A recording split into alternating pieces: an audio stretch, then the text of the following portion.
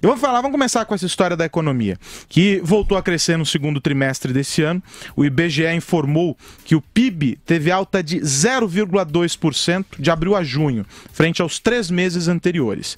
Em relação ao mesmo período do ano anterior, a economia avançou 0,3%. E a gente vai ouvir a Denise Campos de Toledo agora, que traz mais detalhes sobre esse assunto. Diga, Denise. Olá, pessoal do 3 em 1. Agora nós temos de comemorar um crescimento da economia brasileira de apenas 0,2%. Mas é isso mesmo, porque esse crescimento representa a continuidade do processo de retomada da atividade econômica. Havia o risco de uma retração, já que o segundo trimestre não contou com o impulso da super safra agrícola, como aconteceu no primeiro trimestre, mas outros fatores entraram em cena, principalmente a expansão do consumo após vários trimestres consecutivos de queda. Vários fatores estão colaborando para isso. Nós temos uma certa melhoria de mercado de trabalho, inflação em queda, redução dos juros pelo Banco Central, com algum impacto sobre o custo do crédito em geral, teve a liberação das contas inativas do Fundo de Garantia. Enfim, o governo trabalhou um pouquinho para facilitar o consumo. Agora, vocês acham que isso pode melhorar o apoio ao presidente, fazer com que ele tenha mais popularidade e isso possa ter alguma interferência nas negociações políticas? Porque a situação ainda é complicada. Há um desequilíbrio brutal das contas públicas, há uma questão política em aberto, o presidente pode ter de enfrentar uma nova denúncia da Procuradoria. Vocês veem condições dele levar adiante a agenda mais reestruturante da economia, que passa inclusive pela reforma da Previdência? E aí, Vera, os indicadores econômicos salvarão Michel Temer? Ele conta muito com isso, Aros. Ele fez propaganda desse crescimento do PIB lá na China, porque o 0,2% no terceiro trimestre permite projetar um crescimento de até 1% nesse ano, que é maior do que o mercado previa anteriormente. Então, isso é uma notícia que ele vai tentar faturar. Ele está tentando faturar também o desemprego, embora a queda do desemprego se deva muito ao aumento da informalidade, né? As pessoas que deixaram ali a estatística do desemprego não entraram automaticamente no emprego, entraram na estatística de ocupações informais. Ainda assim, ele está tentando faturar esse número e tentando fazer com que a retomada da economia seja um discurso para ele driblar o que está por vir aí, que é a nova denúncia ou as novas denúncias do Janot. Ele vai dizer que isso é uma tentativa de parar o país, uma tentativa de impedir a retomada. Então, vai ser esse o discurso do governo. Se vai colar com a opinião pública, é difícil. É uma retomada da economia ainda muito incipiente para ser sentida no dia a dia das pessoas como um conforto, como uma mudança de patamar, de nível de vida. Então, eu acho que ainda não cola. Pode colar ali na frente, quando o ano que vem ele tiver um legado melhor para mostrar, se tiver. Mas pode colar com a base. Pode ser a desculpa de que a base precisa para arquivar uma nova denúncia, se ela vier fraca. A gente sabe, a gente discutiu ontem aqui no 3 em 1, que provavelmente essa nova denúncia vai se amparar na delação do Lúcio Bolonha Funaro e que ele, sim, confirmou que Joesley Batista pagou para que ele ficasse calado. O que falta, o pulo do gato, que o Andreas anotou bem aqui ontem, é saber se ele vai dizer que o Temer deu aval para isso, sabia disso, estava por trás disso. E se ele vai ter elementos para mostrar que isso é verdade. Então, ainda está muita coisa em aberto. Vai ficar para a semana que vem, porque não foi homologada ainda. A gente vai falar disso mais na frente. Mas, sim, o Temer está usando a economia como um escudo para esse momento de novas intempéries políticas que vem por aí. Ô, Madu, a gente tem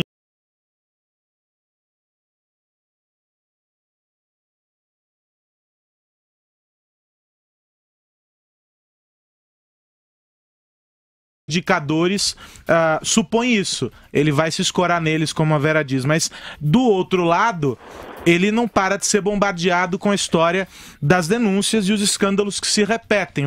Os nomes são os mesmos nas histórias. Dá para escapar? Olha, Carlos Aros, eu trabalhei 8 anos no BNDES, quando o BNDES era uma instituição respeitável, justamente no departamento de planejamento. Eu, antes de ser humorista, eu sou também engenheiro e especialista justamente nessas questões de macroeconomia, desenvolvimento e tudo isso. E, portanto, é um assunto que eu estudei e até hoje estudo.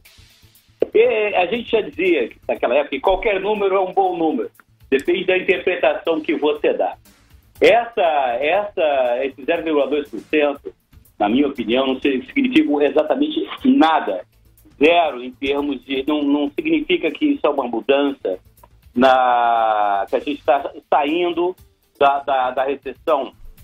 O que faz a gente sair da recessão? Primeiro, que essa mínima expansão da economia se repita por pelo menos alguns trimestres aí, pelo menos, para mostrar que é uma tendência. Segundo, para que haja uma recuperação da economia, é necessário que haja investimento. E para haver investimento tem que haver confiança dos investidores no país. Olha, fazendo uma análise bem rápida da situação do Brasil hoje, da situação da nossa política e das nossas contas públicas, não existe nenhuma evidência que nenhum investidor sensato, né, resolva fazer aplicação no Brasil, fazer investimento principalmente em ativo, em capital fixo, né, ou construir coisas, indústrias, comércio, serviços, essa coisa não tem. Isso é falso, isso é mentira, é auto-engano. O governo se apropria disso, se usa disso pelo mesmo fato que todo número é um bom número. Da mesma maneira que hoje, nos jornais também, o governo está se vangloriando pelo nosso superávit na balança comercial. Ou seja, você está com um superávit porque as exportações são maiores que as importações. Então, teoricamente, você está recebendo mais e pagando menos, né? Você está mandando mais mercadoria para fora e recebendo menos mercadoria. Isso é um sinal claro, na minha opinião, de que você tem menos investimento em capital fixo, menos investimento na indústria, menos investimento nos serviços, ou seja, você ter a importação baixa significa que a economia também está com a sua atividade baixa. Então, eu acho que esse papo todo é conversa para boi dormir, entendeu? É conversa, o Temer precisa muito desse discurso, mas é só andar pelas ruas. Se o Brasil, em vez de ser governado por Brasília, fosse governado da Praça da Sé, do Largo da Carioca, do centro de qualquer grande cidade brasileira onde exista gente, qualquer governante já percebeu o tamanho da nossa crise, o tamanho do nosso buraco. Gente dormindo nas ruas, violência, assalto, fila nos hospitais, desemprego, né? Hoje mesmo, aqui no Rio de Janeiro, houve uma arrastão numa fila de desempregados, ou seja, bandidos passaram uma arrastão, né, numa fila de desempregados às 5 horas da manhã. Cara, se isso não é anomia social, me digam o que é. Me digam o que é. Né? Isso é um país se desmilinguindo, um país se dissolvendo. A gente vai falar mais adiante sobre essa história da violência e etc. Mas pegando um gancho nessa fala do Madureira, Andreasa, boa tarde para você. Dá para dizer que o presidente tenta passar essa imagem de normalidade. Estamos fechando grandes negócios, vamos colocar a economia do país nos eixos com essas viagens. E aí agora vai para a China, dezenas de encontros e etc. E mostra esse descolamento também do que acontece por aqui, ou não? Carlos Aros, sócio fundador desse programa. Pois é. Bom ouvi-lo aqui, Xará. Um abraço. Desculpem o meu atraso, mas a situação no Rio de Janeiro, isso sim, Marcelo Madureira, é anomia social, o trânsito dessa cidade. Deixa eu dizer uma coisa para vocês, já chegar discordando do Marcelo Madureira. Ele pintou um quadro preciso de anomia.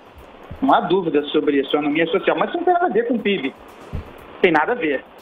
Eu acho que o governo Temer se jacta de uma melhoria da economia, se jacta talvez em excesso, mas a melhoria existe. O desemprego dá sinais de queda, né? Há uma pequena recuperação. A recuperação do emprego tem um efeito muito interessante. Eu estava lendo ontem o Luiz Carlos Mendonça de Barros dizendo isso, que o principal efeito da queda dos índices de desemprego é naqueles que estão empregados. A percepção de quem está empregado é de que, se o desemprego para de aumentar, melhoram as condições para consumo. Então, esse número do PIB decorre especialmente, os números mostram, de uma melhoria no consumo do brasileiro. E, em grande parte, também é impulsionado por uma medida muito importante desse governo, que a gente critica, precisa elogiar também, que foi a liberação do FGTS inativo, né, das contas inativas. Muito importante. Das medidas mais importantes em muito tempo e das mais inteligentes. Então, há uma resposta imediata de consumo muito importante. É claro que a economia precisa melhorar, Mas é claro também que o governo Temer se segura inclusive politicamente, com base em avanços econômicos. E é legítimo que assim seja. Eu percebo, eu estou aqui agora presentemente na Bienal do Livro, nós vamos falar sobre isso no Rádio Leitura. Os meses de julho e agosto, no mercado editorial, comparativamente a julho e agosto de 2016, são muito melhores. É uma recuperação do consumo. É isso que a gente espera verificar aqui. Então, há motivos para otimismo no campo da economia. Esse crescimento via consumo, que era uma coisa que até o Henrique Meirelles tinha mencionado num seminário do qual eu participei no fim de semana, e os analistas já vêm destacando há algum tempo também, o problema desse tipo de crescimento é que ele é aquele crescimento de voo de galinha, né? Ele não se sustenta. O crescimento que leva a uma coisa de longo prazo e aí é um crescimento mais sustentável é aquele que vem via investimento. E o Brasil ainda não entrou nesta fase do crescimento via investimento. Então, o crescimento via consumo é bom, é um sinal de que as famílias estão recuperando aí o seu poder de compra, de que possivelmente o desemprego está recuando, ainda que modestamente, mas ele precisa ser seguido de um crescimento mais duradouro e mais sustentável, que é esse via investimentos. É o que o governo está tentando fazer, por exemplo, com esse pacote de concessões. Animar o investimento, trazer o investidor, é isso que o Temer está fazendo nesse périplo pela China, além de estar morrendo de medo da denúncia do Janot, nos momentos em que ele não pensa nisso, ele pensa em trazer algum investimento para o Brasil. E isso está acontecendo, ainda que timidamente, mas está acontecendo. Eu tive um café com o setor da construção civil na segunda-feira e eles dizem que os investimentos começam a retornar nesse que foi um setor que sofreu muito com a recessão do governo Dilma. Então já começam a voltar, mas é um setor que se ressente de prazo, né? As obras, por exemplo, levam tempo para ficar prontas. Sofreu muito com a crise. E tal, então vai ser lento vai ser lenta essa retomada, mas é nisso que o governo vai se fiar, assim, para ter alguma narrativa para mostrar ao final do seu período.